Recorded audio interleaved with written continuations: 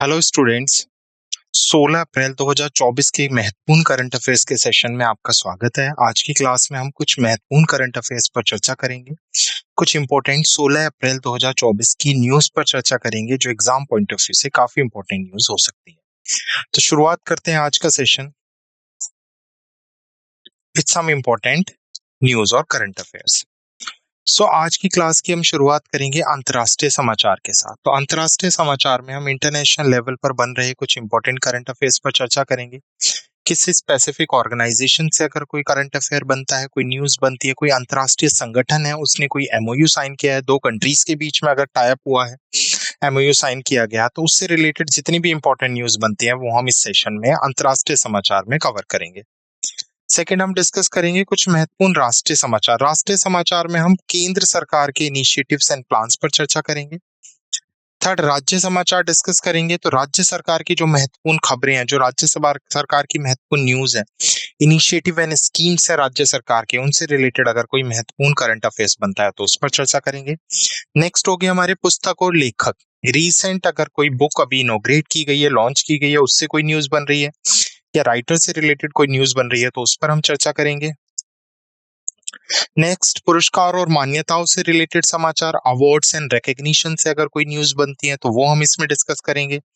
Bank और वित्तीय समाचार एक बार डिस्कस करेंगे, बैंक और फाइनेंस से रिलेटेड जितनी भी न्यूज बन रही है। कुछ इंपॉर्टेंट रक्षा समाचार देखेंगे, डिफेंस न्यूज देखेंगे। साइंस एंड टेक्नोलॉजी से जो महत्वपूर्ण खबरें बन रही हैं उन पर चर्चा करेंगे। इंपॉर्टेंट स्पोर्ट्स इवेंट्स पर हम चर्चा करेंगे। और लास्ट कैटेगरी होगी हमारी महत्वपूर्ण दिन यानी इंपॉर्टेंट डेज। तो 16 अप्रैल के करंट अफेयर्स को हम 10 कैटेगरीज में डिवाइड करके डिस्कस करेंगे और क्लास के लास्ट में हम डिस्कस करेंगे सारांश और समरी ऑफ द लेक्चर कि आज के लेक्चर में हमने क्या इंपॉर्टेंट डिस्कस किया। क्लियर? हमारे स्लाइड डेक में उपयोग की गई छवियां केवल शैक्षणिक उद्देश्य के लिए हैं। हम इन छवियों के मूल रचनाकारों और मालिकों के बौद्धिक संपदा अधिकारों का सम्मान करते हैं।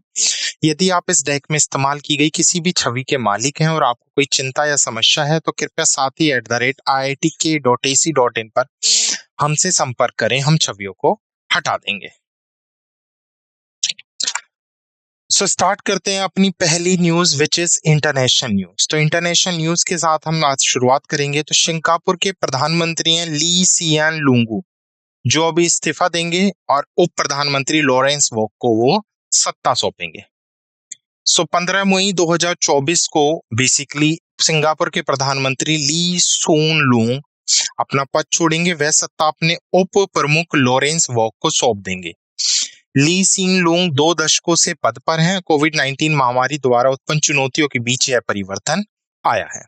तो याद रखना, एक तो वर्तमान में सिंगापुर के प्रधानमंत्री कौन है और सेकंड, अभी सिंगापुर के प्रधानमंत्री रेजिग्नेशन देंगे और सत्ता बेसिकली किसको सौंपेंगे? लॉरेंस वोक को, जो वहां के उप प्रधानमंत्री हैं। क्लियर? नेक्स्ट है नेशनल न्यूज। नेशनल न्यूज की अगर मैं बात करूं तो भारत ने 2000 के बाद से 2.33 मिलियन हेक्टेयर वृक्ष आवरण खो दिया according to Global Forest Watch. तो ग्लोबल फॉरेस्ट वॉच ने मॉनिटरिंग प्रोजेक्ट के डेटा के अनुसार भारत ने 2000 से अब तक लगभग 2.33 मिलियन हेक्टेयर वृक्ष आवरण खो दिया है, जो 2001 से 2003 के दौरान वृक्ष आवरण में 6% की कमी के बराबर है। क्लियर? 2001 से 23 तक भारत ने 4,14,000 हेक्टेयर, लगभग जो 4.1% है, आर्द्र प्राथमिकता वन खो दिए, जो इस अवधि में उनके कुल वृक्ष आवरण हानि का कितना परसेंट है? 18% है। असम में औसतन 66.6 हेक्टेयर की तुलना में 3,24,000 हेक्टेयर सबसे अधिक वृक्ष आवरण हानि हुई है। तो सबसे ज्यादा कहां पर हुई है? असम में हुई है। इसके बाद मिजोरम आता है, देन अरुणाचल प्रदेश, देन नागालैंड और मणिपुर।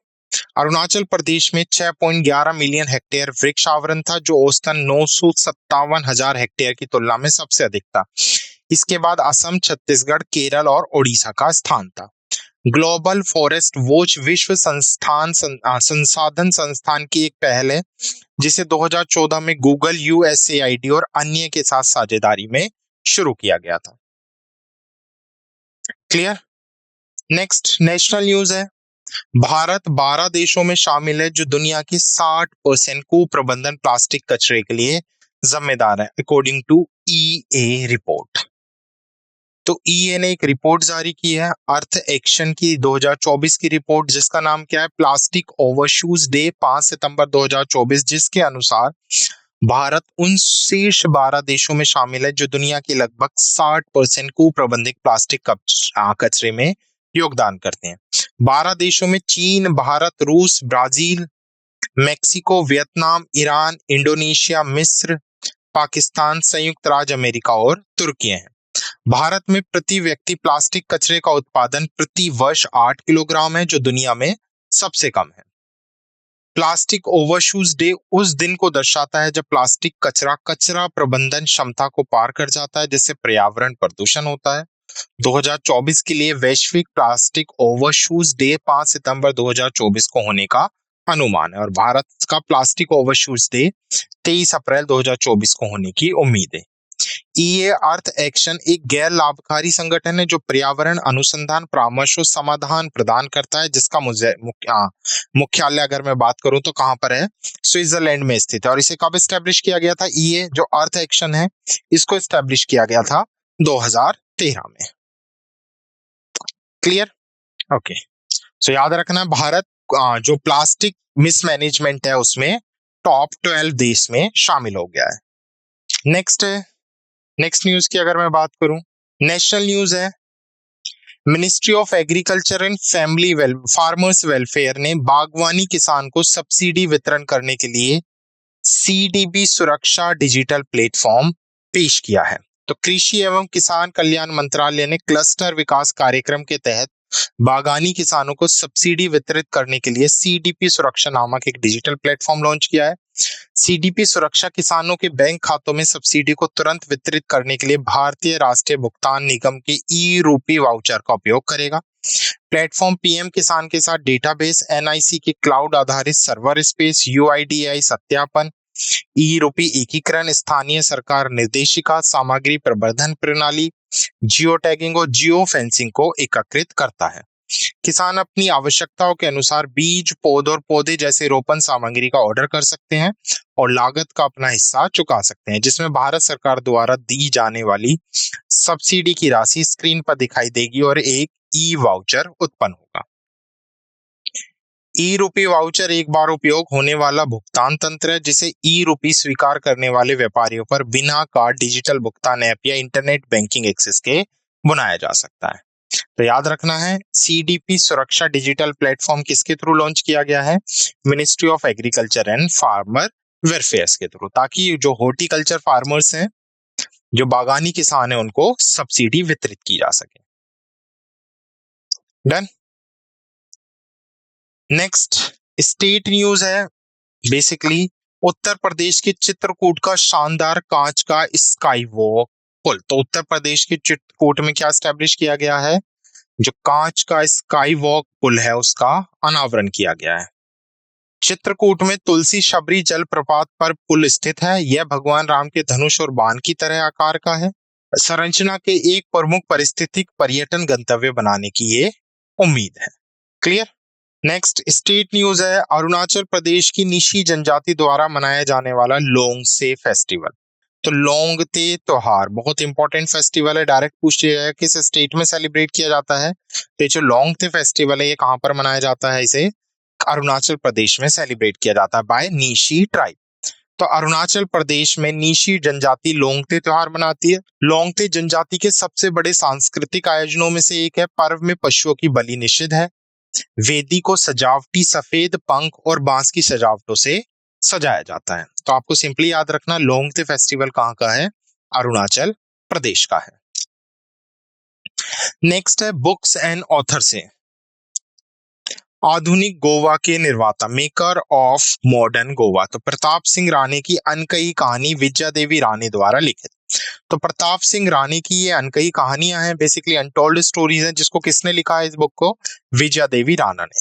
तो गोवा के निर्माता प्रताप सिंह राणे की अनकही कहानी नामक पुस्तक गोवा राज्य के पूर्व मुख्यमंत्री प्रताप सिंह राणे की जीवनी है, जिसे विद्या देवी राणे जो उनकी प्रताप की पत्नी है उसके थ्रू लिखा गया और रूपा पब्लिकेशन द्वारा इसे प्रकाशित किया गया।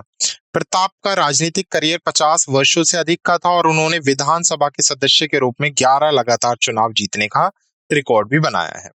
वह गोवा के सबसे लंबे समय तक सेवा करने वाले मुख्यमंत्री का रिकॉर्ड भी रखते हैं, जिन्होंने 6 कार्यकाल तक सेवा की है। उन्हें गोवा के पहले मुख्यमंत्री के रूप में चुना गया था, तब राज्य को दमन और दीव से अलग कर एक केंद्र शासित प्रदेश बनाया गया था।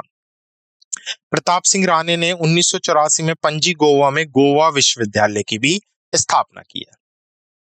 Clear. Next books and author से ही नेक्स्ट न्यूज है। सैम पित्रोड़ा ने द आइडियल ऑफ डेमोक्रेसी नामक एक नई पुस्तक का क्या किया है, विमोचन किया है। तो पद्म भूषण पुरस्कार से सम्मानित सत्यनारायण गंगाराम पित्रोड़ा, जिन्हें बेसिकली हम एस.जी. पित्रोड़ा के नाम से जाने जाते हैं, सैम पित्रोड़ा के नाम से जानते हैं, एक भारतीय इंजीनियर और उद्यमी है, जिन्होंने अपनी नई पुस्तक द आइडिया ऑफ डेमोक्रेसी का वर्चुअल शुभारंभ किया है। पुस्तक को पेंगुइन बिजनेस द्वारा प्रकाशित किया गया था, जो पेंगुइन रैंडम हाउस इंडिया की एक छाप है। पुस्तक लेखक की लोकतंत्र की स्थिति और भारत तथा संयुक्त राज्य अमेरिका जैसे देशों में संभावित चुनौतियों के बारे में भी चिंता साझा करती है। सैम पित्रोड़ा ने भारत के टेलीकॉम आयोग के संस्थापक अध्यक्ष और अंतर्राष्ट्रीय दूरसंचार संघ की वर्ल्ड टेल पहल के पहले अध्यक्ष के रूप में सेवा की है। उन्होंने 1984 में centre for the development of telematics को एक स्वायत्त बेसिकली दूरसंचार अनुसंधान एवं विकास संगठन के रूप में शुरू किया और 2009 में विज्ञान और इंजीनियरिंग के लिए पद्म विभूषण से भी उन्हें सम्मानित किया जा चुका है। Clear. Next books and author से कानून और आध्यात्मिक बंधन को पुनः जोड़ना शीर्षक बुक क्या की गई है, अभी जारी की गई है। तो पुस्तक कानून और आध्यात्मिक बंधन को पुनः जोड़ना जारी की गई है। यह प्रोफेसर रवन मित्तल और प्रोफेसर सीमा सिंह द्वारा संपादित है। किताब कानून और आध्यात्मिकता के बीच के संबंध का अन्वेषण करती है। यह इन दोनों क्षेत्र पर एक ताजगी भरा और ज्ञानवर्धक दृष्टिकोण प्रस्तुत करता है। नेक्स्ट अवार्ड एंड रिकॉग्निशन से है। कन्नड़ कवित्री है ममता जी सागर, जिनको प्रतिष्ठित विश्व साहित्य पुरस्कार से सम्मानित किया गया। तो ममता जी सागर ये एक प्रसिद्ध कन्नड़ कवियत्री हैं, जिन्हें विश्व साहित्य पुरस्कार जीता है। यह पुरस्कार विश्व लेखक संगठन द्वारा दिया जाता है। यह सागर के साहित्य में असाधारण योगदान को मान्यता देता है। यह सम्मान उनके अग्रणी साहित्य प्रतीक के रूप में भी उनकी स्थिति को मजबूत करता है। तो याद रखना है, विश्व साहित्य जिसे हम प्रेस्टिजियस वर्ल्ड लिटरेसी प्राइज के नाम से जानते हैं, वो कन्नड़ कवित्री ममता जी सागर को दिया गया है। तो इंपॉर्टेंट अवार्ड है, ये भी डायरेक्ट पूछ लिया जाएगा कि विश्व साहित्य पुरस्कार से 2024 के लिए किसे सम्मानित किया गया है, तो ममता जी सागर को। या ऐसे भी पूछ लिया जाएगा वो किस भाषा की कवित्री हैं या किस भाषा के लिए दिया गया था, उनके कन्नड़ भाषा की ये कवित्री हैं। क्लियर। नेक्स्ट बैंक और फाइनेंस से है। बैंक और फाइनेंस से अगर मैं बात करूं तो भारतीय fintech startup funding quarter first 2024 में 59% बढ़ी है अकॉर्डिंग टू ट्रैक्शन रिपोर्ट। तो मार्केट इंटेलिजेंस प्लेटफॉर्म ट्रैक्शन के ट्रैक्शन जियो क्वार्टरली रिपोर्ट के अनुसार कैलेंडर वर्ष 2024 की पहली तिमाही में जो भारतीय फिनटेक स्टार्टअप है उसमें 33 डील्स में 550.8 मिलियन यूएसडी जुटाए हैं, जो क्वार्टर 4 2023 में 53 डील में जुटाए गए 347.7 मिलियन यूएसडी डॉलर से 59% की वृद्धि को दर्शाता है। इस वृद्धि के बावजूद क्वार्टर फर्स्ट 2023 1.3 बिलियन अमेरिकी डॉलर की तुलना में वर्ष दर वर्ष आधार पर फंडिंग में 57% की कमी आई है। Clear. Okay. Next, Bharat fintech funding में वैश्विक स्तर तीसरे स्थान पर है, संयुक्त राज्य अमेरिका और चीन के पीछे। तो पहले नंबर पर संयुक्त राज्य अमेरिका है, दूसरे नंबर पर चीन है। बेंगलुरु कर्नाटक ने क्वार्टर फर्स्ट 2024 में फिनटेक फंडिंग में शीर्ष स्थान प्राप्त किया। इसके बाद मुंबई, महाराष्ट्र और हैदराबाद तेलंगाना का स्थान रहा, जो इनकी फिनटेक हब के रूप में महत्वता को दर्शाता है। ट्रैक्शन की अध्यक्षता नेहा सिंह द्वारा की जा रही है और इसका मुख्यालय बेंगलुरु कर्नाटका में स्थित है। नेक्स्ट बैंक एंड फाइनेंस से ही है। नेक्स्ट न्यूज भी हमारी, पेयू ने भारतीय व्यवसायियों के लिए सीमा पार भुगतान को बढ़ाने के लिए पेपैल के साथ समझौता किया। तो दो ऑर्गेनाइजेशन है जो क्रॉस बॉर्डर पेमेंट है उसको बढ़ावा देने के लिए पेयू ने किसके साथ समझौता किया है? पेयू ने समझौता किया है पेपीएल के साथ। क्लियर? तो पेयू एक प्रमुख ऑनलाइन भुगतान समाधान ने भारतीय व्यापारियों के लिए सीमा पार भुगतान अनुभव को बेहतर बनाने के लिए अमेरिकी बहुराष्ट्रीय फिनटेक कंपनी पेपैल के साथ साझेदारी की है। पेयू ग्राहकों को अधिक व्यक्तिगत, सुरक्षित और समावेशी भुगतान अनुभव प्रदान करने के लिए पेपल ISU 2.0 API का उपयोग करेगा। यह साझेदारी एक अधिक कुशल व्यापारी ऑनबोर्डिंग प्रक्रिया प्रदान करेगी जो सीधे पेयू डैशबोर्ड से जुड़ी होगी, जिससे भारतीय व्यापारी पेपीएल के साथ खाते खोल सकेंगे। यह AI संचालित दृष्टिकोण का उपयोग करता है जो ड्रॉप ऑफ को कम करता है और वास्तविक समय में सक्रियता को सक्षम करता है। ग्राहकों के पास चेकआउट के समय विभिन्न बेसिकली विधियां होंगी जिनमें पेपॉल, पे लेटर और विभिन्न स्थानीय वैकल्पिक भुगतान विधियां शामिल हैं। पेपीएल की अध्यक्षता जॉन डे डोनाल्डो द्वारा की जाती है और इसका मुख्यालय कैलिफोर्निया USA में, जिसको 1998 में एस्टैब्लिश किया गया था। क्लियर? नेक्स्ट, बैंक और फाइनेंस से ये इंटरनेशनल मॉनेटरी फंड ने क्रिस्टानिया जॉर्जीवा को दूसरे कार्यकाल के लिए IMF के MD के रूप में पुनः नियुक्त किया है। तो IMF वर्ल्ड बैंक का ही एक पार्ट है बेसिकली। इसे भी ब्रेटन वुड कॉन्फ्रेंस में इस पर साइन किए गए थे जो एक साल बाद वर्ल्ड बैंक के एस्टेब्लिश किया गया था। तो वर्ल्ड IMF की जो हेड थी वो क्रिस्टालिया जॉर्जीवा थी। अभी उन्हें दोबारा से क्या कर दिया गया है, 5 साल के लिए IMF के प्रबंधन निर्देशक के रूप में पुनः नियुक्त किया गया है। ये 2019 से IMF की 12वीं प्रबंधन निर्देशक के रूप में कार्यरत हैं और इनका वर्तमान कार्यकाल कब खत्म होना है? 30 सितंबर 2024 को समाप्त होना है। उन्होंने पहले national and world economical university में सहायक प्रोफेसर के रूप में भी कार्य किया और 1993 में विश्व बैंक में एक पर्यावरण अर्थशास्त्री के रूप में शामिल हुई।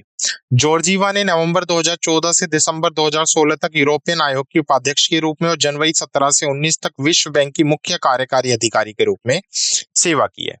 उसे 2010 में यूरोपियन वॉइस द्वारा वर्ष की यूरोपियन और वर्ष की आयुक्त नामांकित किया गया था और 2020 में एटलांटिक काउंसिल का विशेष अंतर्राष्ट्रीय नेतृत्व पुरस्कार भी ने प्राप्त हुआ है। नेक्स्ट, बैंक एंड फाइनेंस ही है। तो लार्सन एंड टुब्रो ने L&T IDPL में अपनी पूरी 51% हिस्सेदारी को डी इन्वेस्ट कर दिया है, यानी विनिवेश अपना पूरा किया है। तो 11 अप्रैल 2024 को लार्सन एंड टुब्रो ने Larsen and Toubro infrastructure development project limited के विनिवेश की समाप्ति की घोषणा की, जो लार्सन एंड टुब्रो लिमिटेड और Canada pension plan investment board के बीच एक संयुक्त उद्यम है जिसमें क्रमशः 51% और 49% के शेयर हैं। L&T और CPP निवेश से हिस्सेदारी को एपिक कंसेंशियस प्राइवेट लिमिटेड द्वारा अधिकृत किया गया, जो Edelweiss infrastructure yield plus strategy की एक निवेशक कंपनी है जिसे Edelweiss alternative assets advisor limited द्वारा प्रबंधित किया जाता है। यह विनिवेश L&T और गैर मुख्य व्यवसायों से बाहर निकलते संपत्ति भारी विकासात्मक परियोजना में अपनी भागीदारी को कम करने और अपनी इक्विटी पर रिटर्न को बढ़ाने की रणनीति के साथ मेल खाता है। लेन देन L&T की रणनीतिक लक्ष्य 2026 योजना के कार्यान्वयन की दिशा में एक महत्वपूर्ण मील का पत्थर है। L&T IDPL भारत में बुनियादी ढांचे के विकास के लिए सार्वजनिक निजी साझेदारी मॉडल में सबसे आगे है। तो लार्सन एंड टुब्रो ने L&T IDPL में अपनी पूरी 51% हिस्सेदारी का विनिवेश पूरा किया है। नेक्स्ट, बैंक और फाइनेंस से क्रिस्टालिना जॉर्जीवा को IMF प्रबंधन निर्देशक के रूप में पुनः नियुक्त किया गया। तो अभी रिसेंटली हमने ये डिस्कस किया था कि 5 साल के लिए इनका कार्यकाल बढ़ाया गया है। इससे पहले 2019 से ये इस पद पर थी, जो अभी इनका सितंबर में खत्म होना था और अभी इन्हें क्या किया गया है, दोबारा से रीअपॉइंट किया गया है। क्लियर? नेक्स्ट, बैंक और फाइनेंस से ये है इंडियन मॉर्टगेज गारंटी कॉर्पोरेशन, जिसे हम IMGC के नाम से जानते हैं, और बैंक ऑफ इंडिया ने मॉर्गेज गारंटी समर्थित होम लोन की पेशकश के लिए साझेदारी की है। तो मॉर्गेज क्या होता है? जो भी हम इमूवेबल प्रॉपर्टीज बेसिकली लोन के लिए रखते हैं तो उन्हीं को मॉर्टगेज कहा जाता है। तो इंडियन मॉर्टगेज गारंटी कॉर्पोरेशन ने बैंक ऑफ इंडिया के साथ साझेदारी की है।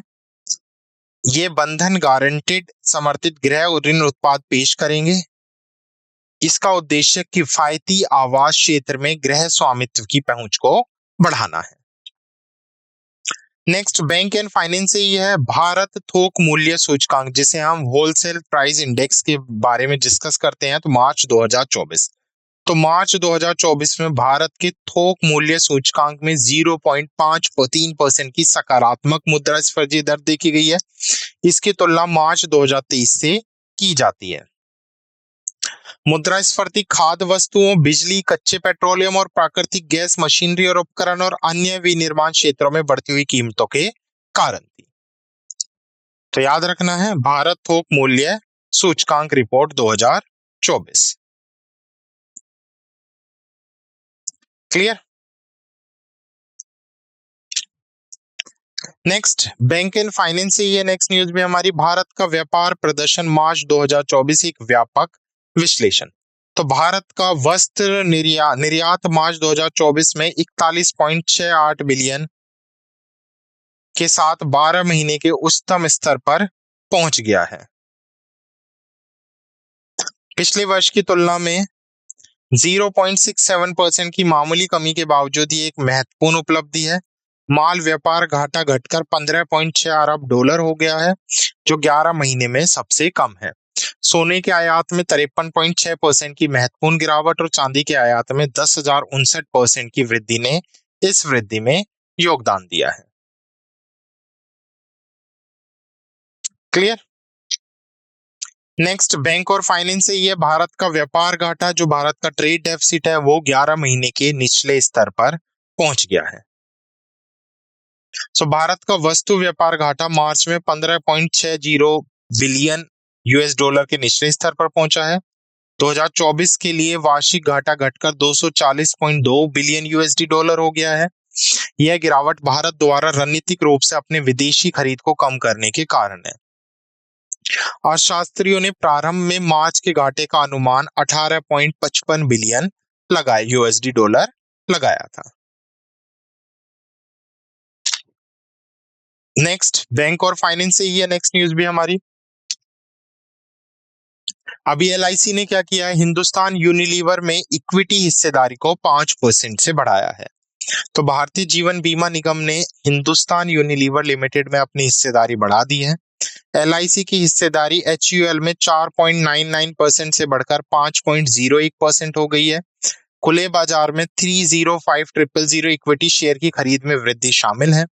एलआईसी अब एचयूएल में कुल 11.771855 sorry, you can correct this, 11,771855 share रखता है। क्लियर। तो एलआईसी ने हिंदुस्तान यूनिलीवर में इक्विटी हिस्सेदारी 5% से बढ़ा दी है। तो पहले ये 4.99% थी, अभी कितनी हो गई है, 5.01% हो गई, यानी 0.02% इंक्रीज की गई है। नेक्स्ट है डिफेंस न्यूज। तो सीएनएस आर हरि कुमार ने नौसेना कर्मियों को वीरता विशिष्ट सेवा पुरस्कार प्रदान किए। तो 14 अप्रैल को नौसेना स्टाफ के प्रमुख एडमिरल राधाकृष्ण हरि कुमार ने गोवा के आईएनएस हंसा में एक नौसैनिक अलंकार समारोह की अध्यक्षता की, जिसमें भारत की राष्ट्रपति द्रौपदी मुर्मू की ओर से नौसैनिक कर्मियों को वीरता और विशिष्ट सेवा पुरस्कार प्रदान किए गए। 35 कर्मियों की बहादुरी, नेतृत्व, पेशेवर उपलब्धि और विशिष्ट सेवा के लिए ये पुरस्कार दिए गए। उल्लेखनीय प्राप्तकर्ताओं में commander Manish Singh Karki, CDR Kaustubh Banerjee, lieutenant CDR paneer Selvam Vishnu Prasanna और लेफ्टिनेंट सीडीआर भास्कर शामिल थे, जिन्हें नौसेना पदक यानी वीरता पदक से क्या किया गया है, सम्मानित किया गया है। उसके अलावा अगर मैं बात करूं 2023 के लिए सर्वश्रेष्ठ हरित प्रथाओं के लिए सीएनएस ट्रॉफी मुंबई महाराष्ट्र के नेवल डॉकयार्ड और आईएनएस वलसुरा को प्रदान की गई। विभिन्न नौसैनिक इकाइयों को यूनिट प्रशस्ति पत्र प्रदान किए गए, जिनमें INS Teg, INS Kolkata, INS Karmuk, INS Sumedha, INS Sumitra और आईएनएस शारदा शामिल है। क्लियर।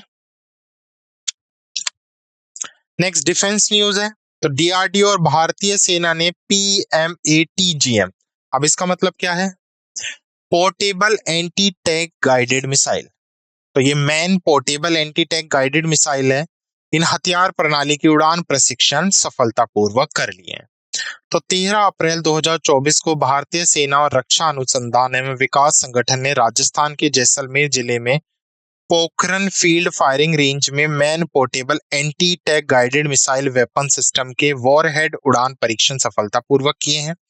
सिस्टम अब भारतीय सेना में शामिल होने से पहले अंतिम उपयोगकर्ता मूल्यांकन परीक्षण के लिए तैयार है। एमपीएटीजीएम हथियार प्रणाली में एमपीएटीजीएम लॉन्चर, टारगेट अधिग्रहित प्रणाली और फायर कंट्रोल यूनिट शामिल है, जिसे डीआरडीओ द्वारा हैदराबाद स्थित वीईएम टेक्नोलॉजी प्राइवेट लिमिटेड के साथ साझेदारी में स्वदेशी रूप से डिजाइन और विकसित किया गया है। मिसाइल लगभग 1.3 मीटर लंबा है। इसका व्यास लगभग 0.12 मीटर है। इसकी मारक सीमा 2.5 किलोमीटर और इसका वजन लगभग 14.5 किलोग्राम है। यह एक आधुनिक इंफ्रारेड इमेजिंग सीकर के साथ उन्नत एवियोनिक्स से सुसज्जित और इसे तेलंगाना के भानूर में भारत डायनेमिक्स लिमिटेड द्वारा निर्मित किया गया है। तो डीआरडीओ और भारतीय सेना ने एमपेट जीएम हथियार प्रणाली के उड़ान परीक्षण सफलतापूर्वक किए। नेक्स्ट डिफेंस है ये 40th सियाचिन दिवस, जो अभी हमने 13 अप्रैल 2024 को सेलिब्रेट किया है। तो सियाचिन दिवस भारतीय सेना द्वारा प्रतिवर्ष 13 अप्रैल को मनाया जाता है, ताकि 13 अप्रैल 1984 को भारतीय सेना द्वारा शुरू किए गए ऑपरेशन मेघदूत की स्मृति को ताजा किया जा सके। क्लियर। तो यह दिन हिमालय में पूर्वी काराकोरम श्रृंखला में स्थित दुनिया के सबसे ऊंचे और ठंडे युद्ध क्षेत्र सियाचिन ग्लेशियर पर सेवा करने वाले भारतीय सेना के सैनिकों की बहादुरी और बलिदान का सम्मान करता है। ऑपरेशन मेघदूत एक भारतीय सैन्य अभियान था, जिसे जम्मू और कश्मीर ने पूरे सियाचिन ग्लेशियर पर नियंत्रण सुनिश्चित करने के लिए शुरू किया था। भारतीय वायुसेना ने इस अभियान में महत्वपूर्ण भूमिका निभाई, जिसमें इंडियन एयरफोर्स हेलीकॉप्टर के माध्यम से भारतीय सेना के सैनिकों को एयरलिफ्ट करना शामिल था। इस अभियान के परिणाम स्वरूप भारत ने 70 किलोमीटर लंबे सियाचिन ग्लेशियर और इसकी सभी सहायक ग्लेशियरों के साथ साल्टोरेज रेंज के 3 मुख्य दर्रों पर नियंत्रण प्राप्त किया। Clear. Next science and technology से धूमकेतु पोस ब्रुक्स अप्रैल 2024 की खगोलीय घटना। तो धूमकेतु पोस ब्रुक्स वर्तमान में बृहस्पति के पास परिक्रमा कर रहा है। यह 21 अप्रैल 2024 के सूर्य के सबसे निकट बिंदु पर पहुंचेगा। धूमकेतु की बढ़ती चमक और लंबी होती पूंछ खगोलविदों को मंत्रमुग्ध कर रही है। यह नग्न आंखों से दिखाई देता है, जिससे रात के आकाश में एक दृश्य भी बनाता है। क्लियर। तो धूमकेतु पोस ब्रुक्स आपको याद रखना बृहस्पति के पास परिक्रमा कर रहा है और ये 21 अप्रैल 2024 को सूर्य के सबसे निकट बिंदु पर पहुंच जाएगा। इसे हम नेक्ड आईज से भी देख सकते हैं। डन। नेक्स्ट स्पोर्ट्स न्यूज है। 2024 बैडमिंटन एशियन चैंपियनशिप क्रिस्टी और वाग ने क्रमशः पुरुष और महिला एकल में खिताब जीता है।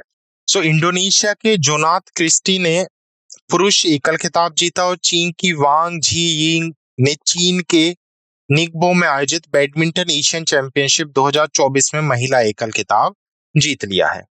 जोनाथन क्रिस्टी ने चीनी शटलर ली शी फेंग को हराकर पुरुष एकल श्रेणी में स्वर्ण पदक जीता, जो उनकी लगातार दूसरा पुरुष एकल खिताब है। वहीं अगर मैं बात करूं, वांग जी ने ओलंपिक चैंपियन और हमनवत चेन यूफी को हराकर अपना महाद्वीप में महिला एकल खिताब जीता, जो इस वर्ष का उनका दूसरा खिताब है और यूफिका के खिलाफ उनकी पहली जीत है। चीन बैडमिंटन एशियन चैंपियनशिप 2024 में 3 स्वर्ण और 2 रजत पदक के साथ सबसे सफल देश के रूप में उभरा है। बैडमिंटन एशियन चैंपियनशिप का 41वां संस्करण 9 अप्रैल से 14 अप्रैल तक चीन के निगबो में ओलंपिक स्पोर्ट्स सेंटर जिम्नेजियम में आयोजित किया गया था। क्लियर। तो यहाँ से पुरुष एकल और महिला एकल में आपको याद रखना है कि पुरुष एकल में किसने खिताब जीता है और महिला एकल में किसने खिताब जीता है। तो इंपॉर्टेंट स्पोर्ट्स इवेंट है। नेक्स्ट स्पोर्ट्स ये भारतीय एथलीट्स है ऐश्वर्या मिश्रा, जिन्होंने 2023 एशियाई चैंपियनशिप में 400 मीटर कांस्य पदक रजत में अपग्रेड किया है। तो भारतीय एथलीट ऐश्वर्या मिश्रा का कांस्य पदक जो बैंकॉक थाईलैंड में आयोजित एशियन एथलीट चैंपियनशिप 2023 की महिला की 400 मीटर दौड़ स्पर्धा के दौरान जीता था, उसको अभी रजत पदक में अपग्रेड किया गया है। उज्बेकिस्तान की मूल रजत पदक विजेता फरीदा सोलियवा डोप परीक्षण में विफल रही, जिसमें मेल्डोनियम के लिए सकारात्मक परीक्षण हुआ, जो 2016 में विश्व एंटी डोपिंग एजेंसी की प्रतिबंधित पदार्थों की सूची में जोड़ा था। एथलेटिक्स इंटीग्रिटी यूनिट ने सोलियवा को 13 सितंबर 2023 से 3 साल के लिए प्रतिबंधित कर दिया और 13 जुलाई 2023 से उनके सभी परिणाम अयोग्य घोषित कर दिए। जापान की हरुना कुबोयामा अब कांस्य पदक धारण करेंगी। यह उन्नत एथलीट्स में निष्पक्ष खेल और डोपिंग विरोधी उपायों के महत्व को रेखांकित करता है। क्लियर।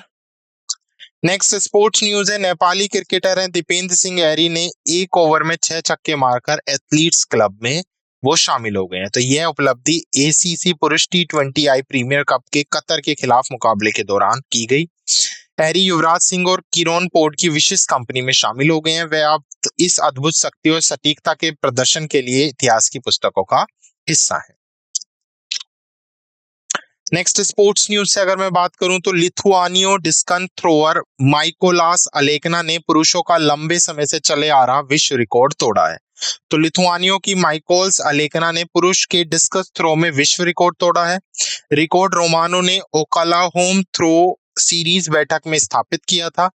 अलेकना ने चक्का 74.35 मीटर की दूरी पर फेंका। यह उपलब्धि उनके नाम को एथलीट्स के इतिहास में अंकित करती है। नेक्स्ट अगर मैं बात करूं तो स्टेफानो सिपास ने 4 वर्षों में तीसरी बार मोटो कार्लोस मास्टर में जीत हासिल की है। तो मोटो कार्लोस मास्टर में जीत किसने हासिल की है? स्टेफानोस ने। तो स्टेफानोस ने 4 वर्षों में तीसरी बार मोंटे कार्लो मास्टर्स जीती है। उसने नॉर्वे के कैस्पर रूड को 6-1, 6-4 से हराया। यह विजय उनकी कठिन संघर्षपूर्ण यात्रा को पूर्ण यात्रा को या उनकी सफलता को दर्शाती है। क्लियर। नेक्स्ट सनराइजर हैदराबाद ने आरसीबी के खिलाफ 287 रन के विशाल स्कोर के साथ आईपीएल रिकॉर्ड तोड़ा है। तो सनराइजर हैदराबाद ने 287 रनों के कुल योग के साथ एक नया आईपीएल रिकॉर्ड बनाया है। उन्होंने यह रॉयल चैलेंज बेंगलुरु के खिलाफ हासिल किया। पिछला रिकॉर्ड 263 रन पर 5 विकेट था, जो 2013 में आरपीसी द्वारा बनाया गया था। एसआरएच का प्रदर्शन हैदराबाद के राजीव गांधी अंतरराष्ट्रीय स्टेडियम में हुआ है। क्लियर। तो सनराइजर हैदराबाद ने आरसीबी के खिलाफ 287 रन के विशाल स्कोर के साथ आईपीएल रिकॉर्ड पूरी तरह से तोड़ दिया है। नेक्स्ट स्पोर्ट्स न्यूज है। रोहित शर्मा ने ऐतिहासिक उपलब्धि हासिल की। 500 T20 छक्के लगाने वाले वे पहले भारतीय बने हैं। तो रोहित शर्मा T20 क्रिकेट में 500 छक्के लगाने वाले पहले भारतीय क्रिकेटर बन गए हैं। यह मील का पत्थर चेन्नई सुपर किंग के खिलाफ एक आईपीएल मैच के दौरान हासिल किया गया। मैच वानखेड़े स्टेडियम में हुआ था। शर्मा की उपलब्धि उनकी पावर हिटिंग क्षमता का भी प्रमाण है। तो ऐतिहासिक उपलब्धि हासिल की है। 50 T20 छक्के लगाने वाले पहले भारतीय बल्लेबाज बने हैं। नेक्स्ट दिग्गज अंग्रेज क्रिकेटर डेरेक अंडरवुड का 78 वर्ष की आयु में निधन। तो ऑब्चरी न्यूज है स्पोर्ट्स से ही है। डेरेक अंडरवुड जो एक महान अंग्रेज क्रिकेटर थे, उनका भी 78 वर्ष की आयु में निधन हो गया। वे एक प्रसिद्ध स्पिनर थे जिन्होंने 15 वर्ष से अधिक तक इंग्लैंड की टीम में अपना प्रतिनिधित्व किया था। क्रिकेट जगत से प्रतिष्ठित व्यक्ति के निधन पर शोक मना रहा है। Important day news. Jallianwala Bagh हत्याकांड की 105वीं वर्षगांठ। तो हम सबको पता है बैसाखी वाले दिन 13 अप्रैल 2024 को रॉलेट एक्ट के खिलाफ पंजाब के कुछ लोग जलियांवाला बाग में इकट्ठे हुए थे, जहां जनरल और डायर ने लगातार फायरिंग की थी, जहां पर काफी लोगों की डेथ हुई थी और इसी को जलियांवाला बाग हत्याकांड के नाम से जाना जाता है। तो 1919 में अमृतसर के पंजाब में जब ब्रिटिश पंजाब हुआ करता तब यह हत्याकांड हुआ था और अभी इसको टोटल 105 वर्ष पूरे हुए हैं। तो 1919 में अब 13 अप्रैल को हजारों लोग अमृतसर के जलियांवाला बाग में राजनीतिक बैठक के लिए एकत्रित हुए थे, जो रॉलेट एक्ट और स्वतंत्रता समर्थन कार्यकर्ता डॉक्टर सत्यपाल और सैफुद्दीन किचलू की गिरफ्तारी के विरुद्ध था। क्लियर। इसमें लगभग 379 मौतें हुई और 1000 से अधिक लोग घायल हो गए जनरल और डायर की वजह से। अमृतसर में स्थित जलियांवाला बाग सार्वजनिक उद्यान में एक राष्ट्रीय महत्व का स्मारक है, जो 1951 में भारत सरकार द्वारा नरसंहार की स्मृति में स्थापित किया गया था। विश्व चगास रोग दिवस अभी 14 अप्रैल को चगास के बारे में जानकारी फैलाने के लिए चगास रोग से निपटारा जल्दी पहचानो और जीवन भर देखभाल करो थीम के साथ हमने विश्व चगास दिवस बढ़ाया बेसिकली, जिसका उद्देश्य क्या है, उष्णकटिबंधीय रोगों के बारे में लोगों में जागरूकता फैलाना और गंभीर हृदय और पाचन समस्याओं का जो कारण बनते हैं उनके बारे में लोगों को अवेयर करना। तो 2019 में 72वीं विश्व स्वास्थ्य सभा ने हर साल 14 अप्रैल को विश्व चगास रोग दिवस के रूप में घोषित किया, जिसे की पहली बार 14 अप्रैल 2020 को मनाई गई थी। विश्व स्वास्थ्य संगठन का मुख्यालय जेनेवा स्विट्जरलैंड में और इसकी स्थापना 7 अप्रैल 1948 को की गई थी। नेक्स्ट, राष्ट्रीय अग्निशमन दिवस सेवा दिवस 2024 जो कब मनाया गया है, 14 अप्रैल को मनाया गया और यही राष्ट्रीय अग्निशमन सेवा सप्ताह 14 से 20 अप्रैल तक मनाया जाता है, ताकि अग्निशमकों को सम्मानित किया जा सके और उनके कर्तव्य और उनके द्वारा गंवाई गई जान और जनता को अग्नि सुरक्षा प्रथाओं के बारे में शिक्षित किया जा सके। ये उन लोगों को श्रद्धांजलि देता है जिन्होंने 14 अप्रैल 1944 को बॉम्बे पोर्ट के विक्टोरिया डॉक में हुए बॉम्ब डॉक विस्फोट के दौरान अपनी जान गंवाई थी। इस बार की अगर मैं सप्ताह की थीम की बात करूं तो अग्नि सुरक्षा सुनिश्चित करें, राष्ट्र निर्माण में योगदान दें। तो 1944 में जो बॉम्बे डॉक विस्फोट हुआ था वहां पे 231 लोग मारे गए थे और 476 लोग घायल हुए थे। क्लियर। तो 1965 में स्थायी अग्नि सलाहकार परिषद ने 14 अप्रैल को राष्ट्रीय अग्नि सेवा दिवस और उसके बाद के सप्ताह को राष्ट्रीय अग्नि सेवा के रूप में मनाने के लिए 1944 के डाक विस्फोट की स्मृति में नामांकित किया है। तो ये थे कुछ इंपॉर्टेंट करंट अफेयर्स जिन पर हमने चर्चा की। Now let's quick revise the session. एक बार हम सारांश समरी के थ्रू सेशंस रिवाइज करते हैं। तो बैंक एंड फाइनेंस से हमने कुछ न्यूज देखी थी जिसमें हमने ट्रैक्सन की रिपोर्ट के बारे में चर्चा की, पेयू और पेपीएल की हमने साझेदारी देखी, आईएमएफ की जो हेड है उनको दोबारा से निर्वाचित किया गया है और लार्सन एंड टुब्रो ने अपनी 51% हिस्सेदारी का विनिवेश पूरा किया है आईडीपीएल एनएनटी में।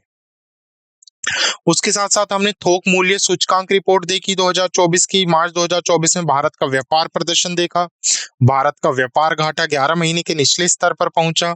एलआईसी ने हिंदुस्तान यूनिलीवर में अपनी इक्विटी हिस्सेदारी 5% से अधिक बढ़ाई है। नेक्स्ट, हमने सीएनएस आर हरि कुमार ने गैलेंट्री अवार्ड प्रेजेंट किए हैं। डीआरडीओ और इंडियन आर्मी ने सक्सेसफुली एमपीएटीजीएम वेपन सिस्टम का ट्रायल किया है और 40th सियाचिन दिवस के बारे में भी हमने चर्चा की। साइंस एंड टेक्नोलॉजी में हमने धूमकेतु देखा, पोस्ट ब्रुक्स उसके बारे में चर्चा की। स्पोर्ट्स में हमने देखा है क्रिस्टी और वांग ने पुरुष और महिला एकल बैडमिंटन एशियन चैंपियनशिप जीती है।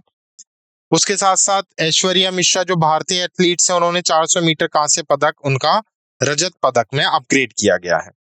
नेपाली क्रिकेटर ने अभी 6 छक्के लगाए दीपेंद्र सिंह एरी ने। और उसके साथ साथ हमने देखा है कि विश्व रिकॉर्ड तोड़ा है लिथुआनिया डिस्कस थ्रोअर माइकोल्स अलेक्सन ने। स्टेफानोस सित्सिपासा ने 4 वर्षों में तीसरी बार मोंटे कार्लो मास्टर्स जीता और सनराइजर हैदराबाद ने आरबीसी के खिलाफ 287 रन के विशाल स्कोर के साथ आईपीएल का रिकॉर्ड तोड़ा है। उसके साथ साथ रोहित शर्मा ने ऐतिहासिक मील का पत्थर हासिल किया। उसके साथ साथ हमें डेकेर अंडरवुड की डेथ के बारे में पढ़ा, जलियांवाला बाग इंसिडेंट्स। उसके साथ साथ भारत ने 2000 से 2023 तक 2.33 मिलियन हेक्टेयर वृक्ष आवरण खो दिया है। भारत प्लास्टिक को प्रबंधन कचरे की जिम्मेदारी में टॉप 12 में शामिल है। MOAFNW ने बागामी किसानों की सब्सिडी वितरण के लिए सीडीपी सुरक्षा डिजिटल प्लेटफॉर्म लॉन्च किया। बुक देखी विजया देवी राणे द्वारा लिखित है। सैम पित्रोड़ा की बुक देखी the idea of democracy, the law and spirituality हमने देखी बुक। और उसके साथ साथ विश्व चगास रोग दिवस देखा जो 14 अप्रैल को मनाया गया। राष्ट्रीय अग्निशमन दिवस देखा। उसके साथ साथ सिंगापुर के प्रधानमंत्री के बारे में हमने डिस्कस किया। उत्तर प्रदेश के चित्रकूट का शानदार ग्लास स्काईवॉच ब्रिज। अरुणाचल प्रदेश की निजी जनजाति द्वारा लोंगते महोत्सव मनाया गया। और उसके साथ साथ हमने देखा कन्नड़ कवित्री ममता जी सागर को प्रतिष्ठित विश्व साहित्य पुरस्कार से सम्मानित किया गया। तो ये 16 अप्रैल 2024 के कुछ महत्वपूर्ण करंट अफेयर्स थे जिन पे हमने चर्चा की। आशा करता हूँ आपको ये सेशन समझ आया होगा। धन्यवाद।